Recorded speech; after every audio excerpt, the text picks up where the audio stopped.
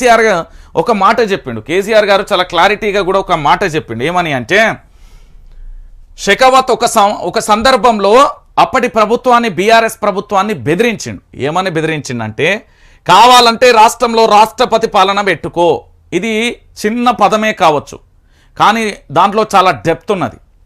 అంటే ఇక్కడ బీఆర్ఎస్ ప్రభుత్వాన్ని కూల్చేసి, ఈ ప్రభుత్వాన్ని కూల్చేసి, లేదా కేసీఆర్ గారిని అక్రమ కేసులు బనాయించి ఇబ్బంది పెట్టి, లేకపోతే రాష్ట్రంలో అధికార పార్టీని అతలాకుతలం చేయడానికి అప్పట్లో ఒక రకమైన బెదిరింపులు వచ్చినాయని స్వయాన కేసీఆరే చెప్పిండు. ఇక చూడండి, కావాలంటే రాష్ట్రంలో రాష్ట్రపతి పాలన పెట్టుకో, ప్రాజెక్టులను మాత్రం అప్పగించడం లేదని చెప్పిండు. సో ఇది క్లారిటీ.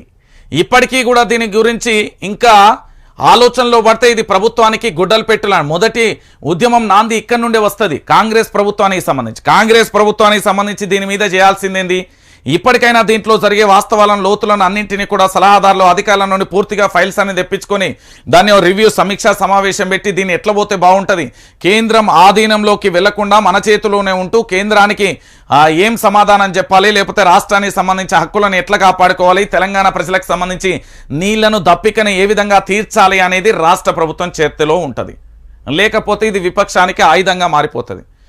ఎందుకంటే కొత్తగా ఏర్పడిన ప్రభుత్వమో లేకపోతే ఇంకేదో అని ప్రజలు చూడరు. ఇక్కడ మన ప్రాజెక్టులు పోతున్నాయనే కంటెంట్ను తెలంగాణ ప్రజల మైండ్లో పడ్డది అంటే అయిపోతుంది.